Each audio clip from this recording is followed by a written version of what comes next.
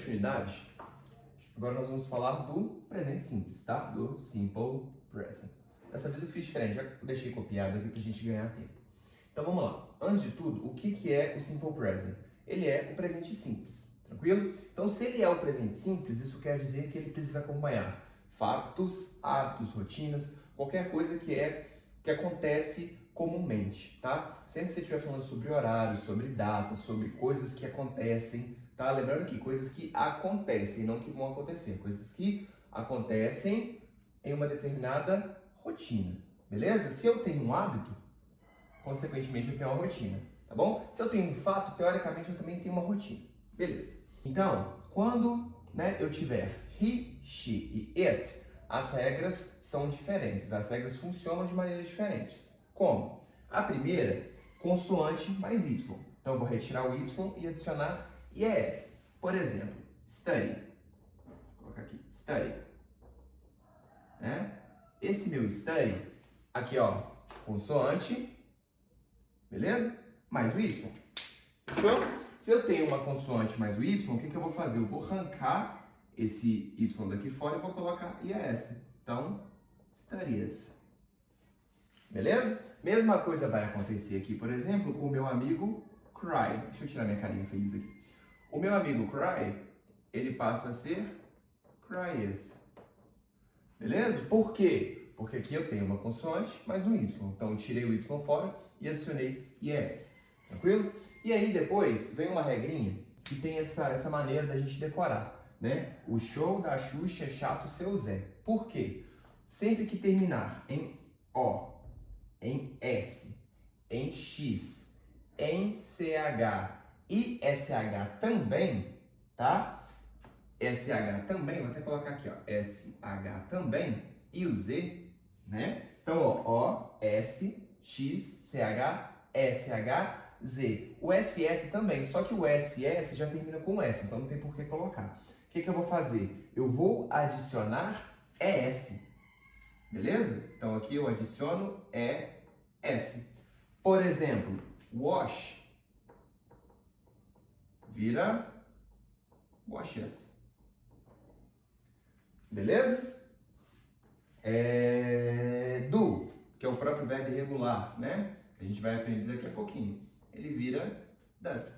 Beleza? Mesmo que sendo irregular, eu preferi usar o do como exemplo, porque vocês vão entender mais pra frente, tá? Desse jeito fica até mais tranquilo da hora que a gente vai falando das formas interrogativas e das formas negativas. Beleza? E para todo o restante, eu só coloco ES. Por exemplo, stop vira stops.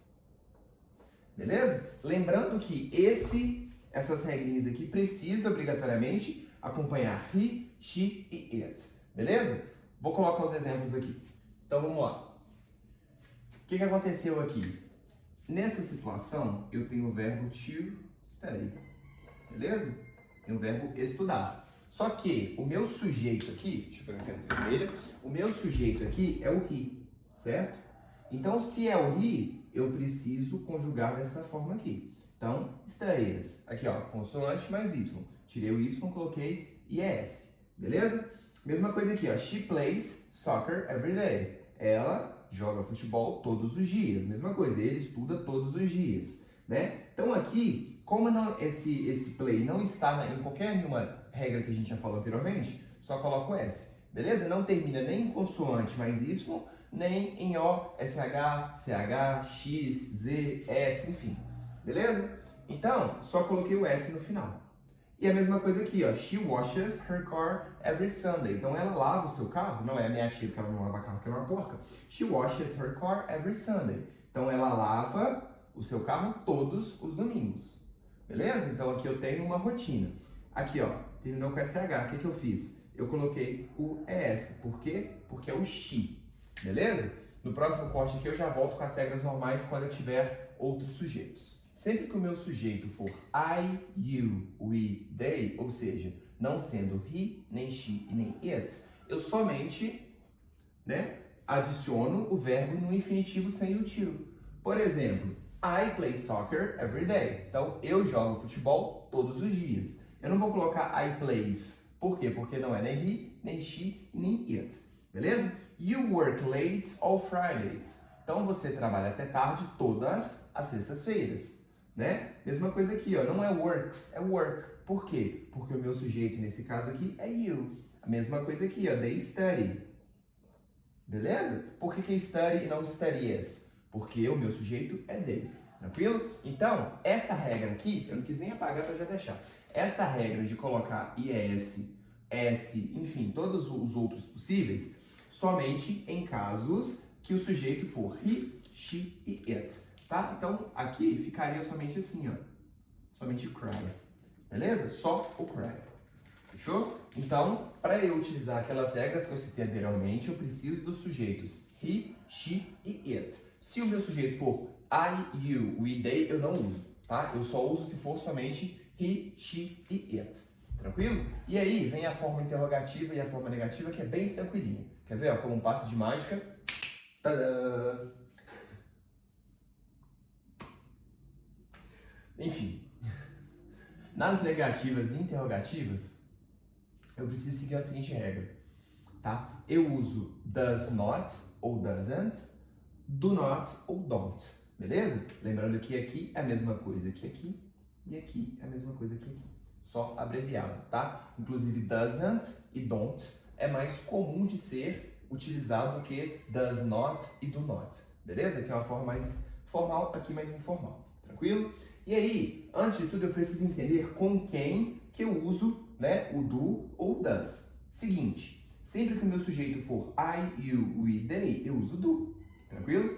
Sempre que for he, she, it, eu uso does, beleza? Então, he, she, it, does. Lembra da regra lá de colocar o O aqui, ó, de quando tiver O, colocar S?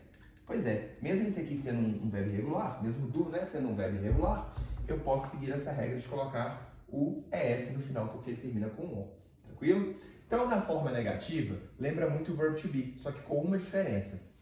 I don't work on Sundays. Então, eu não trabalho aos domingos, beleza? Primeira coisa que a gente tem que entender, o meu verbo, aqui ele continua work, porque o sujeito é I, beleza? Então, I don't work on Sundays. Se isso aqui fosse uma afirmativa, ficaria I work on Sundays, tá? She doesn't wash her car.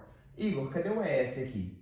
Quando eu tenho o does, né, ou o doesn't, tanto faz, eu preciso obrigatoriamente colocar o meu verbo no infinitivo. Quer ver? Ó, vem cá. Pipio, mostra pra eles, ó. Aqui, ó. Se eu tenho negativa e interrogativa, tá brava. Se eu tenho negativa e interrogativa, o que eu faço? Eu volto o meu verbo para o infinitivo, tá? She doesn't wash her car. Beleza? Does she wash her car? Tá? A mesma coisa vai acontecer, por exemplo, na interrogativa em relação aos verbos. Os verbos continuam no infinitivo, só que, vamos lembrar do verbo to be? O que no verbo to be o meu be faz? Ele vem antes do sujeito, né? A mesma coisa vai acontecer aqui com a interrogativa. O do e o does, eles obrigatoriamente também vão vir antes do sujeito. Então aqui, ó, do you work on Sundays? Ou seja, you work on Sundays, tá? Na minha interrogativa, ó, do you work on Sundays? Mesma coisa vai acontecer aqui, ó. Does she wash her car? Né? She washes her car. Só que nesse caso, eu tenho um interrogativo, então meu verbo volta para o infinitivo. Beleza? Então, recapitulando, para a gente não esquecer. Sempre que eu tiver na afirmativa os sujeitos he, she e it, eu vou obrigatoriamente usar S, ES e IES. Beleza? Sujeitos I, you, we, they, eu só coloco o verbo no infinitivo normal. Tranquilo?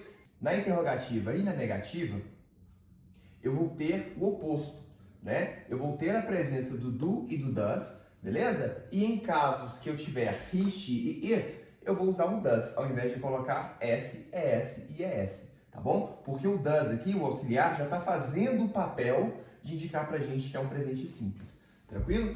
O simple present, gente, é bem tranquilo de entender, é só entender essas regrinhas, né, esses pormenores. Se eu tenho I, you, we, they, meu verbo continua no infinitivo normal, tá bom? E se eu tiver he, she e it, o que vai acontecer com o meu verbo?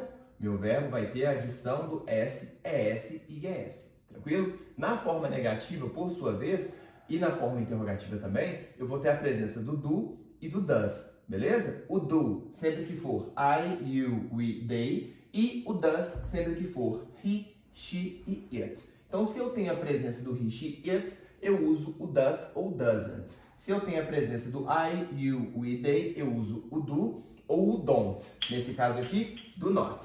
Beleza? Então, via de regra é isso. Sujeitos que sejam, né, I, you e they, meu verbo continua a mesma coisa. I work on Sundays. She plays soccer every day. Olha o she aqui, ó. You swim on, sei lá, Tuesdays. Então, você nada às terças. Beleza? She swims at Tuesday. Ou seja, ela nada às terças. Tranquilo? Se decorou que he, she, it, eu coloco S, ES, I, ES. E se eu decorei que na negativa e na interrogativa o meu verbo volta para o infinitivo e eu coloco só o do e o does, acabou os problemas. Beleza? Então, resumo da ópera aqui, ó. Negativa, don't, igual no verbo to be mesmo. I don't work. She doesn't work, porque aqui eu tenho he, she, it, tá bom? E a interrogativa, a mesma regra do verbo to be, ó. O meu verbo auxiliar aqui, ele vai vir antes do meu sujeito. Beleza? Então, do you work on Sundays? Does she wash her car? Tranquilo? Gente, Simple Present é bem tranquilinho, tá? Muito tranquilinho mesmo. Decorou essas regras aqui? Acabou o problema, só partir com o abraço. Beleza? Na próxima aula, então, a gente vai trabalhar com o Present Continuous depois do Simple Past. Fechou? Então, qualquer dúvida, só mandar aqui no Instagram. É nóis. Fui!